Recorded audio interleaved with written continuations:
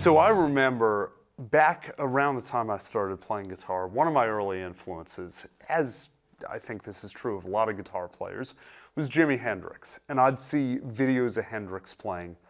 And one of the things that I always noticed is when he'd be playing, you know, he had a way of really kind of wrapping the hand around the neck, but when he'd fret certain chords, he'd use his thumb. And I started noticing this with a lot of guitar players that I was listening to, especially in the blues and blues rock space.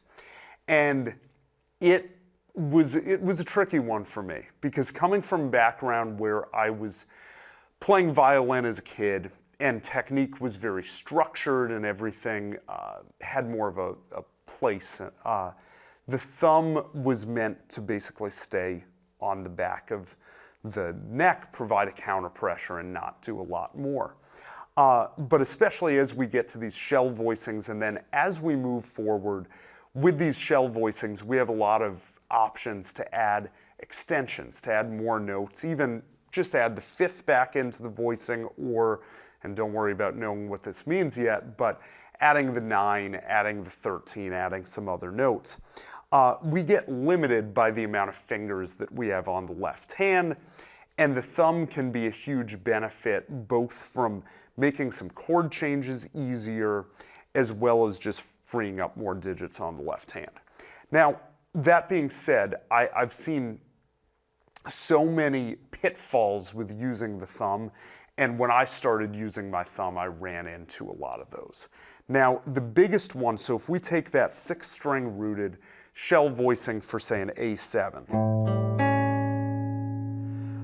If we take that and we want to use our thumb to play the root, what I most often see is this, where you'll notice how I'm really wrapping my thumb around and my wrist angle goes to an extreme position. And remember what we talked about, where as much as possible, I want to keep it neutral. And very much like when we start just playing guitar, developing technique, I think most of us play harder than we have to and learn to regulate that left hand pressure to have enough pressure on the string to make the note ring out clearly, but not so much that we're running into bad habits or anything like that. So when I use my thumb to play a chord, if I'm playing that A7, you'll notice that my wrist angle is staying very neutral here. And the thumb, I'm not wrapping it all the way around where it's like pressing down like a lever. It's just enough where it's catching the string there. So it's almost like it's coming from a bit of a 45-degree angle,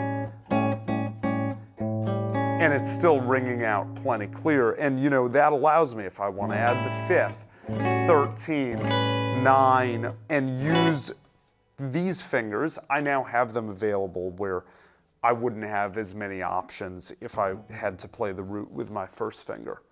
Now, using the thumb, of course, changes our whole perspective on muting.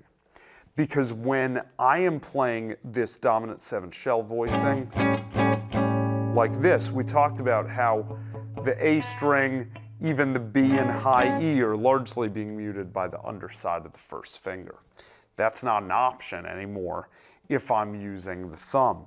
So how does this change my muting? Well, again, it comes back to that first finger especially being a little on the flatter side instead of curved, where I'm letting the very tip of my index finger just rub up against the A string, which still will allow me to strum that chord without fear that it's going to, you know, sound like that. Now on an A, because it's the open A string, it wouldn't sound offensively bad, but let's say I back up a half step to A flat 7 and I don't mute well.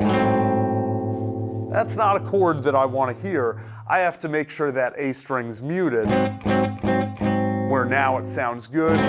If I have that open A string ring out, it's going to add a lot of dissonance, not sound so good.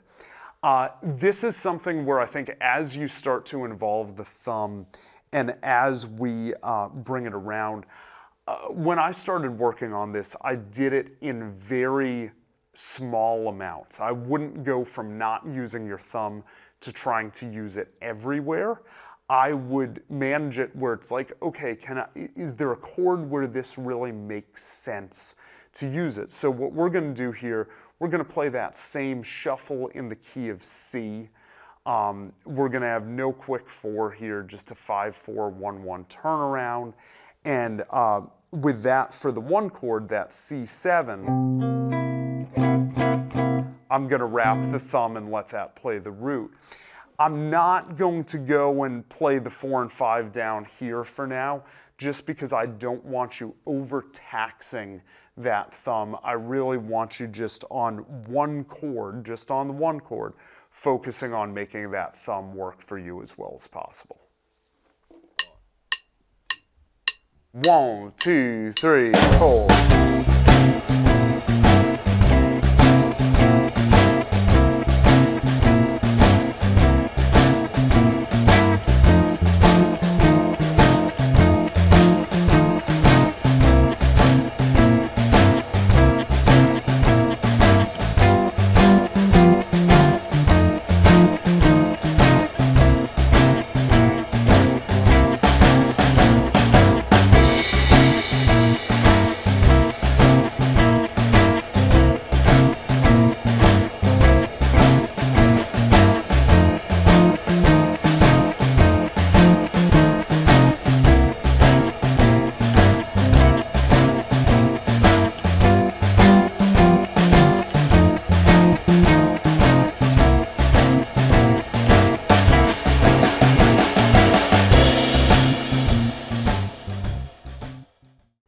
So just a couple times through there using that thumb, this is one of those techniques where if you start doing this and feel any amount of pain or excess tension, there's going to be a little more tension because we are depressing the string with that thumb. But this is where you want to stop, take it in small doses.